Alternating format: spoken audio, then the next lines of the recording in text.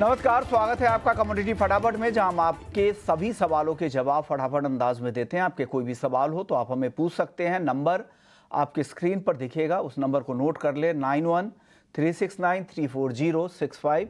इस नंबर पर अपने नाम, अपने शहर का नाम भी ज़रूर भेजें और सिर्फ इस नंबर पर कमोडिटी से जुड़े सवाल ही भेजें।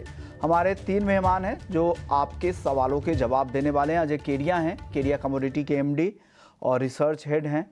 अनुज गुप्ता हैं एचडीएफसी सिक्योरिटीज से, और मयंक गुप्ता हैं कमोडिटी एक्सपर्ट। आप तीनों मेहमानों का बहुत बहुत शुक्रिया। चलिए शुरुआत कर लेते हैं। सबसे पहले बात कच्चे तेल की करेंगे, क्योंकि कच्चे तेल को अगर आप देखें तो हफ्ते भर में करीब करीब 7% की गिरावट आ चुकी है। आज $76 के नीचे भी गया था, लेकिन अब वहाँ से थोड़ी रिकवरी की कोशिश हो रही है। आधे % के आसपास की फिलहाल तेज़ी दिख रही है। मांग को लेकर अनिश्चितता है। 2 बड़ी इकोनॉमी, दुनिया के 2 लीडिंग जो कंज्यूमर है, यूएस और चाइना, वहाँ पर मांग की चिंता है। इकोनॉमिक नंबर्स कमज़ोर है, वो एक चिंता है। और साथ ही रूस से जिस तरह की सप्लाई चीन में और भारत में हो रही है, उससे भी लग रहा है कि सप्लाई को लेकर कोई दिक्कत नहीं है। अब होगा क्या, ये सवाल है। हालांकि ओपेक प्लस इसके बाद किस तरह के डिसीजंस वहां से आते हैं, इस पर नजर रहेगी। और खाड़ी देशों में तनाव का क्या असर आगे होगा, ईरान का जो एक्शन की बात की जा रही थी, क्या वो अभी बाकी है, वो भी कुछ हो सकता है। तो इस पर तेजी निर्भर करती है। बाकी अभी के जो फंडामेंटल्स हैं ज़्यादातर कमजोरी के हैं और बाजार उसे पूरी तरह से करीब करीब डिस्काउंट भी कर चुका है। केडिया जी बताइए, क्या लग रहा है अब आपको, बाजार जितने भी खबरें थी गिरावट की सारी पचा चुका है कच्चे तेल में, या और गिरावट बची है अभी? नमस्कार विष्णु जी। नमस्कार सर। देखिए कि अगर बात करें तो अगस्त मंथ अपने वॉलेटिलिटी के लिए जाना जाएगा, बिकॉज हमने 6800 का भाव भी देखा और नीचे में 6000 का भी लगभग भाव आते हुए देखा। जिस ढंग से अगस्त मंथ स्टार्ट हुआ, हमने देखा जियोपॉलिटिकल टेंशन अपने चरम पे था, जिसकी वजह से ये रैली आई थी। साथ में आज भी हम देखते हैं रशिया, यूक्रेन, मिडिल ईस्ट सभी में तनाव बना हुआ है। लेकिन इसके बावजूद हमने प्राइसेस में जो गिरावट देखी, उसका पहला कारण था डिमांड। ओपेक ने भी अपनी मीट में कहा था कि Q4 के अंदर जो डिमांड प्रोजेक्शन है उसमें कमी रही है। चाइना के, यूरोप के, यूएस के सभी के नंबर भी खराब आए थे, जिसकी वजह से बार-बार में प्राइसेस को हायर लेवल पे दबाव बन रहा था। हाँ, ये जरूर है कि अभी ब्रेंट और डब्ल्यूटीआई दोनों अपने 2-3 महीने के लो पे हम बोल सकते हैं, या जनवरी के अभी तक मल्टीपल सपोर्ट लेवल पे पहुंच चुके हैं। डोमेस्टिक पे भी हम देख रहे हैं कि बार-बार में 6000 का लेवल देके मार्केट उठने की कोशिश कर रहा है। तो थोड़ा-सा बोलना अभी एज़ ऑफ नाउ बहुत कंसर्निंग है, बिकॉज़ अगले 2-3 दिन में इनकेस ईरान, इज़राइल में कुछ कॉन्फ्लिक्ट बढ़ता है, तो हो सकता है प्राइसेस यहाँ से अच्छा बाउंस वापस ले ले। तो टेक्निकली ओवरसोल्ड में होने की वजह से मेरी सलाह रहेगी कि 6000 का कॉल लेके चल सकते हैं। अगर यहाँ से रिवर्सल आता है, तो डेफिनिटली हम देखेंगे कि कॉल के प्राइस 300 तक के दिखाई देंगे। फ्यूचर में भी मुझे लगता है 6020 का बाइंग करना चाहिए। 5920 का स्ट्रिक्ट स्टॉप लॉस लगाना चाहिए। एक टेक्निकल बाउंस है जो 6150 से 6200 तक का लेवल कच्चे तेल में देखने मिल सकता है। बट ग्लोबल मार्केट पे ध्यान रखिए बिल्कुल, बिकॉज़ जिस ढंग से हम देख रहे हैं कि जियोपॉलिटिकल टेंशन और साथ में इंटरेस्ट रेट कट, क्योंकि यूएस ने जो इंटरेस्ट रेट कट स्टार्ट किया है, ये कहीं न कहीं डिमांड को वापस जंप अप देगा। तो कुल मिला के मुझे लगता है करंट लेवल से एक टेक्निकल बाउंस आ सकता है प्राइसेस में। टेक्निकल बाउंस बैक की उम्मीद आप कर रहे हैं। अनुज जी, आपको क्या लग रहा है, आपको भी उस तरह के बाउंस बैक की उम्मीद है, खरीदारी करनी चाहिए? केडिया जी को लग रहा है कि 6000 के स्ट्राइक की कॉल खरीद कर जाए। आप क्या मानते हैं कच्चे तेल में? प्राइजेस जो है ओवरसोल्ड जोन में एक बाउंस तो आ सकता है, बट मुझे लगता है कि सेल ऑन राइज की स्ट्रेटेजी यहाँ पे यूज करनी चाहिए, क्योंकि आप देखेंगे डब्ल्यूटीआई ने $75 के लेवल को ब्रीच किया है और करीबन 71 72 के आसपास ट्रेड कर रहा है, तो जो कि एक बिलो द सपोर्ट लाइन है। तो मुझे लगता है कि अभी फिलहाल ट्रेंड डाउन है, तो ट्रेंड को फॉलो करते मुझे लगता है कि सेल ऑन राइज की स्ट्रेटेजी यूज करनी चाहिए। करीबन 6105 के आसपास बिकवाली करें, 6180 का स्टॉप लॉस लगाएं। टारगेट लग रहा है कि नीचे करीबन 5980 तक देखे जा सकते हैं। तो थोड़ा वेट एंड वॉच करें, प्राइस अगर ऊपर आए तो बिकवाली का ट्रेड देखा जा सकता है। ऑप्शंस की अगर बात करें तो ऑप्शंस में हमें लगता है कि 5900 का पुट ऑप्शन लेके ट्रेड कर सकते हैं।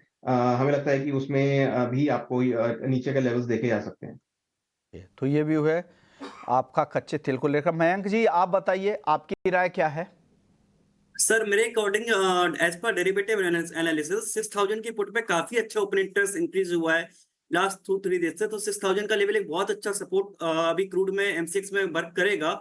और अगर ये 6000 के ऊपर जब तक सस्टेन है, मैं तो मेरे हिसाब से अभी क्रूड में सेलिंग से बचना चाहिए, क्योंकि ऑलरेडी ओवरसोल्ड जोन में है एंड एक बहुत अच्छा यहाँ से बाउंस बैक आने की एक्सपेक्टेशन है सर। टेक्निकल चार्ट पे भी ये एक हॉरिजॉन्टल ट्रेंड लाइन के आसपास सपोर्ट पे अभी ट्रेड कर रहा है, तो इस लेवल पे सर सेलिंग तो बिल्कुल भी मेरे एडवाइस पे नहीं है कि अभी अभी इस लेवल पे सेलिंग करना चाहिए। लग रहा है कि यहाँ पे सेल ना करें क्योंकि काफ़ी गिरावट आ चुकी है और आपके लिए यहाँ पर रिस्क ज़्यादा होंगे सेल कॉल में, ये मयंक जी का मानना है। चलिए कुछ दर्शकों के सवाल ले लेते हैं, कई सारे सवाल हैं यहाँ पर। पहले दर्शक हमारे साथ क्रिश हैं, रेगुलर कॉलर है, कॉपर में जानना चाह रहे हैं कि क्या करना चाहिए, कॉपर में क्या करे क्रिश केडिया जी? देखिए कॉपर की भी अगर हम बात करें तो थोड़ा सा हमने हायर साइड पे दबाव बनते हुए देखा है, 810 812 के ऊपर सस्टेन नहीं कर पा रहा है। लेकिन चाइना में हमने देख रहे हैं कि करंटली जो सिचुएशन पहले जो कंसर्निंग थी वो अब नहीं है। डॉलर इंडेक्स की गिरावट के चलते प्राइसेस को कंटिन्यू सपोर्ट मिलने की उम्मीद है।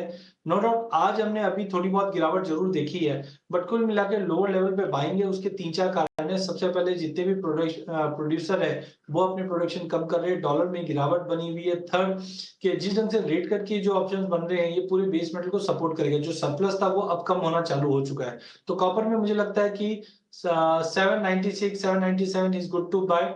792 का स्टॉप लॉस रखिए। इमीडिएट टारगेट 805 का है, बट ध्यान रखिए हमें उम्मीद है कि फर्स्ट वीक ऑफ सितंबर में 812 का लेवल टूटते ही एक बड़ा जंप हम कॉपर में देख पाएंगे, जो 835 840 तक का भी लेवल दिखा दे। तो करंट लेवल से लेके चलना चाहिए 792 के स्टॉप लॉस से।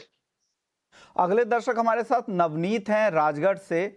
सोना, चांदी, क्रूड, कॉपर और एल्युमिनियम, इन चारों पर इनको राय चाहिए। अनुज जी बता दीजिए क्या करना है इन चारों कमोडिटी पे। देखिए, अगर आप जहां तक बात कर रहे हैं गोल्ड की या सिल्वर की, तो मुझे लगता है कि लॉन्ग टर्म ट्रेंड की अगर बात करें तो वो पॉजिटिव साइड में है। उसमें कोई गिरावट, शॉर्ट टर्म की बात करें तो मुझे लगता है कि भावों में एक सेलिंग प्रेशर यहाँ पे देखने को मिल सकता है, क्योंकि कहीं ना कहीं हमने देखा है कि मार्केट जो है काफी हद तक एक रेंज बाउंड मोमेंटम में है। हमें लगता है कि अगर किसी को इंट्राडे ट्रेड लेना है तो गोल्ड के अंदर बिकवाली का ट्रेड बना के चल सकते हैं। करीबन 7,780 के आसपास बिकवाली करें। 72,25 का स्टॉप लॉस लगा। टारगेट नीचे करीबन 71,350 तक देखा जा सकता है। तो गोल्ड के अंदर हमें लगता है कि बिकवाली का ट्रेड बना के चल सकते हैं। सिल्वर में थोड़ा वेट एंड वॉच करना चाहिए। और अगर नीचे भाव आते हैं, अगर हम बाई साइड की अगर बात करें तो अगर 71,700 के आसपास भाव मिलते हैं गोल्ड के, तो अगेन वहां पे बाई क्रिएट कर सकते हैं। तो थोड़ा वेट एंड वॉच कर सकते हैं, या तो करंट रेट के आसपास सेलिंग कर सकते हैं, या भी थोड़ा नीचे भाव आता है तो बाय कर सकते हैं। वहीं अगर क्रूड की बात करें तो मुझे लगता है कि क्रूड के अंदर बिकवाली का ट्रेड देखा जा सकता है। नीचे 5,980 तक के टारगेट क्रूड में देखने को मिल सकते हैं। और जहां तक बेस मेटल का सवाल है, मुझे लगता है कि जिंक जो है काफी हद तक पॉजिटिव ट्रेंड में है as compare other base metal. तो जिंक के अंदर बाय कॉल रहेगा। 265 के आसपास खरीदारी करें। 263.80 का स्टॉप लॉस लगाएं। टारगेट ऊपर में 269 तक देखा जा सकता है। तो जिंक का कॉल बेस मेटल में बाय के तौर पे देखने को मिल सकता है।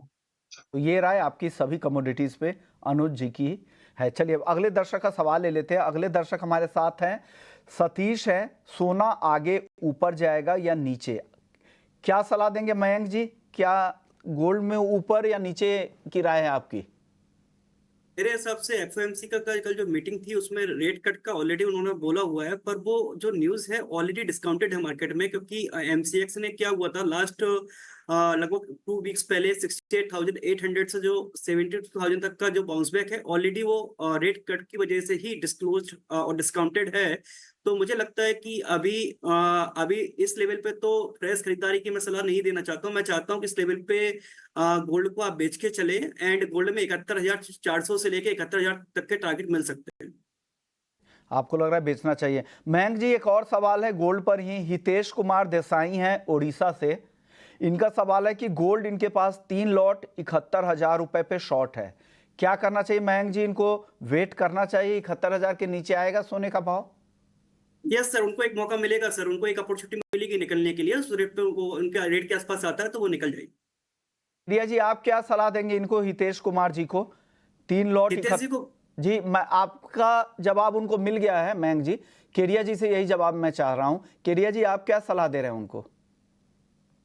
देखिए बिल्कुल, अगर 2 महीने में देखें तो हमने $250 की तेजी गोल्ड में आती हुई देखी। जो लड़ाई सीज फायर ये है उसकी वजह से थोड़ा पुल बैक है, बट आप समझिए कि जो कल के फेड के मिनट्स आए हैं वो बहुत स्ट्रॉन्ग स्टेटमेंट के साथ आए हैं, जहां पे रेट कट की प्रोबेबिलिटी 25 नहीं 50 है और 1% तक का रेट कट आ जाएगा। साथ में हमने सीएफटीसी के और प्रीमियम्स के जो डेटा देख रहे हैं वो भी स्ट्रेंथ दिखा रहा है। आज मॉर्निंग से ही या कल से ही हम देख रहे हैं मार्केट एक सीमित दायरे में है, इस दायरे का भरपूर यूज करना चाहिए। मुझे लगता है कि 71,500 एक अच्छा लेवल है, बाइंग करके चलिए। 71,250 का स्टॉप लॉस लगाइए। हाँ, टेक्निकली थोड़ा सा हमने ऑलरेडी रैली अप देखा है, इसलिए हम 72,200 के ऊपर टाइमिंग नहीं देख रहे, कंसोलिडेशन है।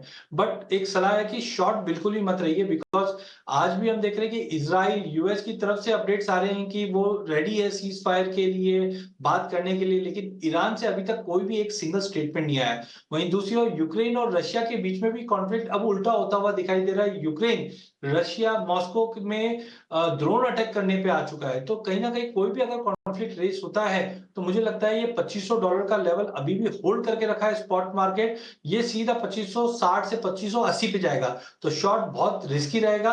कोई भी अगर शॉर्ट पोजीशन है तो आप ट्रिगर बना लीजिए 70 to 200 का, जब तक ये नहीं टूटता जब तक आप ठीक है रेंज में रहेगा। बट एक बार 70 to 200 के ऊपर क्लोजिंग बेस पे मार्केट चले जाता है तो हम देखेंगे प्राइजेस 74 के बियॉन्ड चले जाए। तो मेरी सलाह है कि 71,500 तक भी आता है, बेटर है शॉर्ट से निकल जाइए, शॉर्ट मत करके चले। ओके, शॉर्ट से बचने की सलाह आपकी तरफ से है, लेकिन बाकी दोनों एक्सपर्ट्स को लगता है कि थोड़ा नीचे आपको निकलने का मौका मिल सकता है। अनुज जी की भी सेल की ही कॉल थी और उनका टारगेट 71,350 तक का है, दायरे में है, तो इनको लग रहा है 71,350। मयंक जी को लगता है कि थोड़ा और नीचे आ सकता है, जहां से आप निकलने की सलाह दी जा रही है। चलिए अगले दर्शक का सवाल ले लेते हैं। सोनू पाटिल है, नेचुरल गैस की कॉल या पुट खरीदे, क्या खरीदना चाहिए? अजय जी, अजय केडिया जी, क्या सलाह देंगे सोनू पाटिल को आप?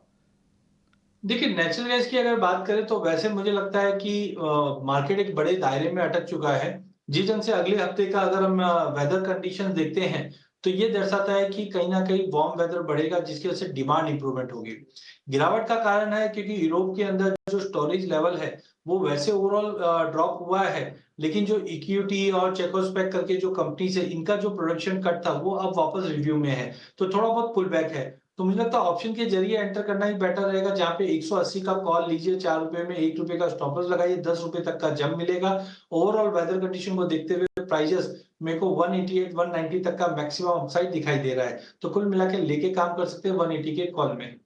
180 के स्ट्राइक की कॉल खरीदने की सलाह केडिया जी की तरफ से आ रही है। अगले दर्शक है आशीष मेहता है, सोना चांदी नीचे आएगा, अगर खरीदना है इनको तो किन स्तरों पर खरीदे? अनुज जी खरीदार है, ये वेट कर रहे हैं नीचे आने का, क्या भाव कहां तक नीचे आ सकता है जहां पे इनको खरीदारी करनी चाहिए? देखिए अगर हम देखें तो इंटरनेशनल मार्केट में अभी 2496 के लेवल चल रहे हैं स्पॉट मार्केट में। तो अगर ये प्राइस 2480 2485 तक आते हैं, जो कि एमसीएक्स में करीबन 71,000 के आसपास के लेवल्स होंगे, अगर वो लेवल मिलते हैं तो वहां पे बाय इनिशिएट कर सकते हैं। क्योंकि अगर आप देखेंगे ओवरऑल ट्रेंड अभी भी पॉजिटिव है, कोई ऐसा नेगेटिव नहीं दिख रहा। बट मार्केट जो है वेट है, क्योंकि अब आज यूएस के डेटा आने हैं, फिर जैक्सन होल का सिंपोजियम भी चल रहा है, तो 3 दिन वो भी चलेगा। तो मार्केट काफी वॉल्टेज रहने वाला है और मार्केट के अंदर कहीं ना कहीं आपको निचले स्तरों पर खरीदारी देखने को मिल सकती है। क्योंकि जिस तरीके से डॉलर इंडेक्स 7 महीने के निचले स्तरों पर है और इंटरेस्ट रेट कट होने की बात आ रही है, तो अगर प्राइस 71,000 तक आपको मिलते हैं तो वहां पर आप बाइंग इनिशिएट कर सकते हैं। चलिए अगले दर्शक का सवाल ले लेते हैं। गोकुल सिंह है इंदौर से, सोने चांदी के रेट्स आगे किस तरह के रहेंगे? क्या केडिया जी क्या जवाब देंगे इनको?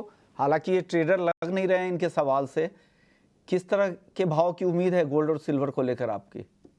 देखिए उस्मान जी, मैंने जब भी एक रेशियो का चार्ट मैं देखता हूँ S&P 500 वर्सेस GSCI इंडेक्स, तो ये दर्शाता है कि अभी भी कमोडिटी में जो तेजी है वो स्टार्ट ही हुई है और तेजी बनेगी। खास करके गोल्ड की अगर बात करें, पिछले 8-9 महीने में हमने जो इवेंट्स देखे हैं, जियोपॉलिटिकल टेंशन, ये सोने को सपोर्ट करता है। डॉलर में हम देख रहे हैं कल 101 के नीचे चलेगा, डॉलर की गिरावट है, ये भी गोल्ड को सपोर्ट करता है। सेंट्रल बैंक की बाइंग कंटिन्यू चल रही है। साथ में ETF में अब हम इनफ्लो आते हुए देख पा रहे हैं, तो और प्रीमियम है फिजिकल मार्केट में। इंडिया का Q4 वैसे भी स्ट्रांग रहता है और 9% की गिरावट के बाद ड्यूटी का यहाँ पे बाइंग बढ़ी है। तो ये सारे कारण अगले 3-4 महीने कंटिन्यू गोल्ड को सपोर्ट करेंगे। थोड़ा बहुत मार्केट टेक्निकली ऊपर नीचे करेगा जरूर, बट मुझे लगता है कि अगर आप ईयर एंड का भी टारगेट लेके चलते हैं तो गोल्ड नया हाई लगाता हुआ दिखाई देगा डोमेस्टिक मार्केट में, क्योंकि 9% की ड्यूटी की वजह से हमने 9% नीचे है। बट मेरे को लगता है कि वापस हम 70 77 78 का लेवल आराम से देख पाएंगे। इंटरनेशनल में मुझे लगता है कि जिस ढंग से प्राइजेस ने तोड़ा है 2500 का लेवल, थोड़ा बहुत पुल बैक दिखा दे, बट ईयर एंड तक का टारगेट ले तो मुझे लगता है 2650 से लेकर 2700 के जोन में जाता हुआ दिखाई देगा गोल्ड। वहीं अगर चांदी की बात करें तो इंडस्ट्रियल डिमांड, ग्रीन एनर्जी की डिमांड, चाइना से भी इंपोर्ट्स बढ़े हैं 2 दिन पहले जो डेटा आए थे, और कहीं ना कहीं माइन के आउटपुट में भी कमी, ये सारे फैक्टर पॉजिटिव देता है। गोल्ड सिल्वर रेशियो इस वक्त 86-87 के बीच में है, 90 के ऊपर जा नहीं रहा है। करीबन 6 महीने में हमने कभी भी देखा नहीं 90 के ऊपर होल्ड किया है। ये भी दर्शाता है कि सोने से ज्यादा चांदी ज्यादा तेज करेगी। तो पहले हमने टारगेट रखे थे लाख का, बट 96 तक का लेवल जाने के बाद 9% की ड्यूटी के बाद करेक्शन जरूर आया था, बट मुझे लगता है कि अभी भी ईयर एंड तक हम 98 से लाख तक का लेवल चांदी में आराम से देखेंगे। जो इंटरनेशनल में इनिशियल टारगेट तो आप $33-34 पकड़िए, बट अगर मोमेंटम क्रिएट होता है तो 38 से $40 तक का भी लेवल हम इंटरनेशनल में देख पाएंगे। तो बिल्कुल सोने चांदी दोनों में बाय करके चलिए, खास करके चांदी पे ध्यान रखिए क्योंकि इंडस्ट्रियल यूसेज भी है और सोने से ज्यादा रिटर्न हम चांदी में आते हुए देखेंगे। चलिए अब बात कर लेते हैं एग्री मार्केट की। एक दर्शक भी है, उनके सवाल के साथ शुरुआत कर लेते हैं एग्री मार्केट की। राज पुरोहित है, जीरे के एक्सपोर्ट की क्या स्थिति है, भाव आगे बढ़ेगा क्या? चलिए हमारे साथ साजन अग्रवाल है, जीरा कारोबारी है ऊंझा के।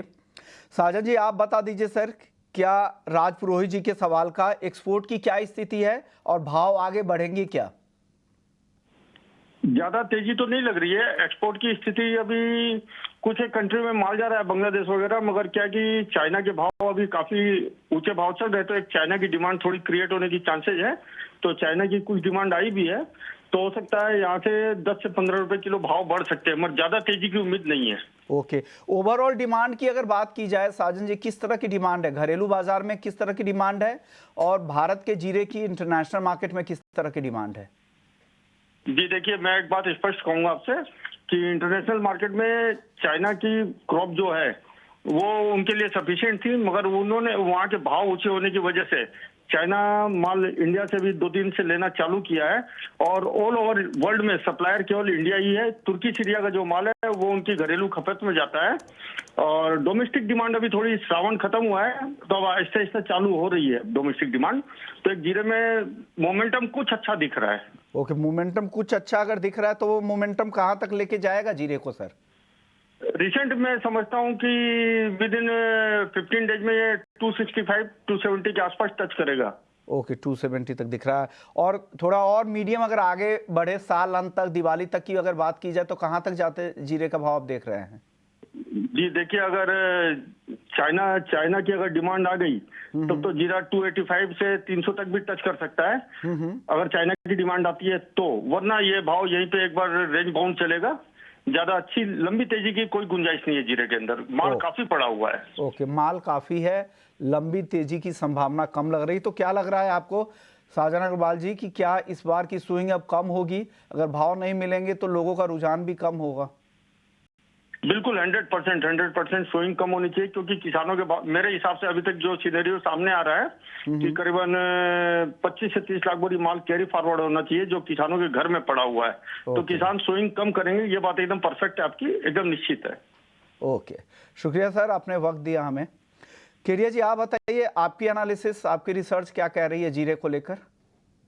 बिल्कुल, सजन ने बहुत अच्छी चीज बताई कि जो कैरी ओवर स्टॉक है हमारे पास काफी ज्यादा है, क्योंकि हमने पिछले सालों में देखा था कि जो 56-58 लाख बैग का जो प्रोडक्शन था एफआई के अनुसार, तो उसके बाद हमने रिवाइज होकर अभी देखा है कि 1.8-1.10 के आसपास का क्रॉप है, तो सप्लाई तो काफी ज्यादा है। इसको देखते हुए उम्मीद जताई जा रही है, जिसमें मैंने फिजिकल मार्केट में बात किया और सबसे कनेक्ट किया, तो करीबन 15 से 20% का इस बार स्विंग में ड्रॉप आ सकता है, क्योंकि फार्मर के पास अदर विकल्प ज्यादा है। जैसे चेन्नई में हम देखते हैं कि फार्मर शिफ्ट हो सकता है, जहाँ पे गारंटी भी है और एमएसपी भी काफी अच्छी ट्रेड कर रही है, वीट भी अच्छा मौका है। तो मुझे लगता है एरिया तो कम होगा, लेकिन एक चीज ध्यान रखिए, इसकी वजह से भाव में कोई बड़ा जंप नहीं आएगा। अगर जैसे मैंने पहले भी कहा था कि 30,000 के ऊपर फ्यूचर्स पे जाएंगे नहीं, क्योंकि सप्लाई बहुत अच्छी है, बार बार में आती जाएगी। तो टाइमिंग मुझे लगता है मार्केट 30 के ऊपर टाइमिंग जाते हुए दिखाई नहीं देगी, डिस्पाइट कि सितंबर अक्टूबर सबसे ज्यादा डिमांड सीजन में बना हुआ है। तो 30 तक का लेवल टाइमिंग दिखेगा और हर भाव पे हम देखेंगे मार्केट में सप्लाई रहेगी। डाउन साइड में मुझे नहीं लगता है कि प्राइसेस वापस 24 के नीचे सस्टेन करते हुए दिखाई देंगे। वॉलिटिलिटी है, वॉल्यूम कम है, बट अभी 2 दिन की बात करें तो मुझे लगता है 24,900 25,000 का लेवल अच्छा है लेने के लिए। 25,800 का टारगेट रहेगा। डिमांड को देखते हुए धीरे धीरे प्राइसेस बढ़ेंगे जरूर, बट एक्स्ट्राऑर्डिनरी कोई बड़ी तेजी के रुझान नहीं दिखाई दे रहे हैं। सिमिलर व्यू आप दोनों मेहमानों का है। आप बताइए अनुज जी, आपकी राय क्या बन रही है ओवरऑल पूरे ही मसालों के पैक पर, हल्दी, जीरा और धनिया तीनों पर बताइए।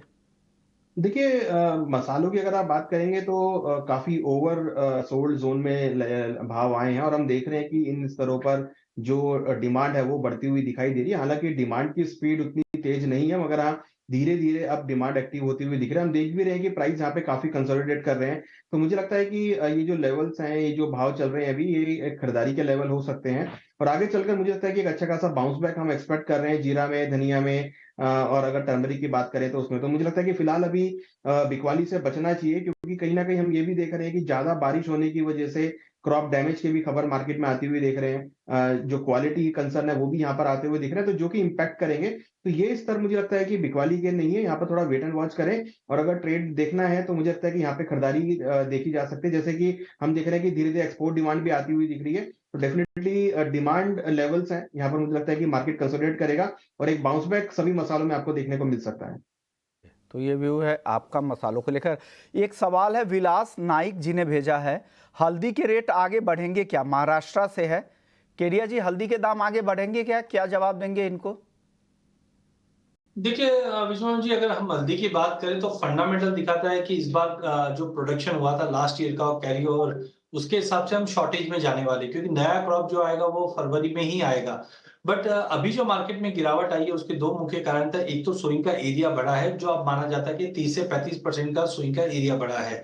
साथ में हम देख रहे हैं कि जो एक्सपोर्ट्स को लेकर कुछ चिंताएं बनी थी बीच में, बांग्लादेश में भी हमारा अच्छा माल जाता है। आपको ध्यान हो तो कोविड में ट्रेन के द्वारा भी हमने एक्सपोर्ट किया था, तो बांग्लादेश में जो ये मंथ में हमने कंसर्न देखा उसका भी एक नेगेटिव असर पड़ा। कुछ हद तक अब वो कम हो चुका है, वापस डिमांड बढ़ना चालू हो चुकी है। और खास करके जो ट्रेडर्स, जो एफएमसीजी, उनकी बाइंग हायर साइड पे नहीं हो पाई थी, जिसकी वजह से पहले भी हमने देखा 15 साढ़े 15 पे बाइंग लौट जाती है। तो मुझे लगता है कि अगर आप 1.5-2 महीने का टेम्परेरी बाउंस देखते हैं तो प्राइसेस फिर से 18 साढ़े 18 तक के जंप दिखा सकते हैं। हाँ, नवंबर मिड के बाद से मुझे लगता है प्राइसेस में दबाव बनना चालू हो जाएगा, क्योंकि स्विंग बढ़ी है और 30-35% का भी इंपैक्ट पड़ता हुआ दिखाई देगा, जो बड़ा रुकावट देगा। पहले हमारा मानना था कि 20,000 का लेवल तोड़ के प्राइसेस 22 तक जाएगा, बट हमने मल्टीपल ऑफ टाइम देखा 20,000 का लेवल छूने के बाद मार्केट करेक्ट कर गया था। तो अगले 1.5-2 महीने का व्यू लेके चलते हैं तो 14,500 का एक बेस बन जाएगा। हायर साइड पे 18 साढ़े 18 तक का टाइम भी करंट फंडामेंटल को देखते हुए लगता है कि दिखा देगा। हाँ, बरसात ज्यादा बढ़ जाती है, डैमेजेस होती है, तो डेफिनेटली उसका और रिवाइज होगा। बट 18 साढ़े 18 मुझे लगता है कि हम अक्टूबर के फर्स्ट वीक तक प्राइसेस को आते हुए देख पाएंगे। आज ग्वार सीड ग्वारगम में काफी सीमित दायरे में कारोबार हुआ। केडिया जी, क्या लग रहा है ग्वार सीड ग्वारगम को कब तक चलेगा ये दायरा? कुछ नए लेवल्स आपकी तरफ से?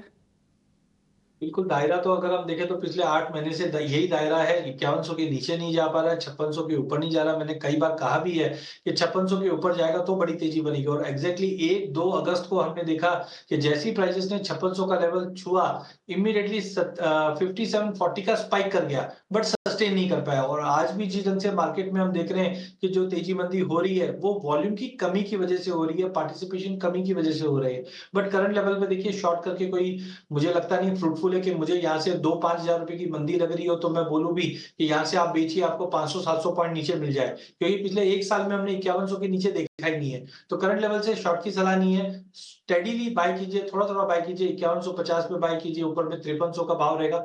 ऑप्शन खुल चुके हैं इसके अंदर, ऑप्शन में 5000 के पुट बेच के चलिए, प्राइसेस 5000 के नीचे जाएंगे नहीं। पुट में जो प्रीमियम है उसका इजाफा मिलता हुआ दिखाई देगा। गम में भी हम देख रहे हैं साइकोलॉजिकली 10,000 का एक स्ट्रॉन्ग सपोर्ट बना हुआ है, 10,000 के करीब लेके चलिए। हायर साइड पे हमें लगता है कि वापस 10,500 से 10,800 का एक जोन देखने मिल जाएगा, बट एक सीमित दायरे में विश्व जी ट्रेड कर रहा है, तो कोई बड़ा ऐसा आउटलुक आ नहीं रहा। जब तक की लेवल के ऊपर नहीं जाता है, दायरे में ही मार्केट बना हुआ रहेगा। कपास खली में आज अच्छी तेजी दिखी, 3,335 के ऊपर बंद हुआ, 1.5% से ज्यादा की तेजी। केडिया जी, और तेजी बची है क्या? कुछ महंगा नहीं होता जा रहा है अभी ये? कॉशियस हो जाइए सर। अगर आप विश्वनाथ जी, मैंने शेयर भी किया था कि अगर आप ना 10 साल की सीजनैलिटी देखते हैं, सीजनैलिटी होता है कि जब मंथ और मंथ हम देखते हैं प्राइस में क्या चेंजेस आया है, तो 10 साल का 2014 से 2023 तक की मैं बात करूं तो एक महीना भी ऐसा नहीं है जिसमें हमने कॉटन सीड ऑयल केक में सितंबर में तेजी देखी है। अगस्त में तेजी जरूर बनती है, और मैंने कहा भी था 2750 पे कि प्राइसेस में तेजी बनेगी, जो 3100 से लेकर 3180 तक का मेरा उम्मीद था, क्योंकि मैं ज्यादा बुलिश नहीं हूं सितंबर मंथ में। तो मुझे लगता है जो अभी ये तेजी है, लास्ट लेग ऑफ तेजी है, जो अगले 10 दिन, मतलब 10 दिन भी नहीं है, 6-7 दिन की जो तेजी है वो रहेगी। जैसे हम सितंबर में एंटर करेंगे, मुझे लगता है कम से कम 300-400 पॉइंट की बड़ी गिरावट हम कपास खली में आते हुए देख पाएंगे। तो करंट लेवल से ठीक है, 2-3 दिन के लिए स्ट्रिक्ट स्टॉप लॉस 32-40 का लगा के चलिए। जब तक 32-40 का लेवल ब्रीच नहीं होता है, मे बी पॉसिबल है हम ऊपर में 3320, 3340 देख पाए, बट वहां पे भी सेलिंग प्रेशर ही बनेगा। तो कुल मिला के मुझे लगता है 3320 तक मिले तो एक लॉन्ग टर्म के लिए धीरे धीरे सेलिंग करिए। जो फिजिकल स्टॉक जिनके पास पड़ा हुआ है, ये अच्छा मौका है, यहाँ पे कम करने का अच्छा मौका है। सितंबर की सीजनैलिटी के हिसाब से मुझे एक बड़ा करेक्शन दिखाई देता है। टन के आपकी तरफ से बेचने की सलाह 3220 के टारगेट के लिए 3380 का स्टॉप लॉस भी लगा ले। तो ये राय है एग्री कमोडिटी को लेकर। शुक्रिया केडिया जी आपका, अनुज जी आपका, मयंक गुप्ता जी आपका, आप लोगों ने वक्त निकाला, हमारे दर्शकों के सभी सवालों के जवाब दिए। कमोडिटी फटाफट में इतना ही, लेकिन बाकी खबरों के लिए आप बने रहिए हमारे साथ।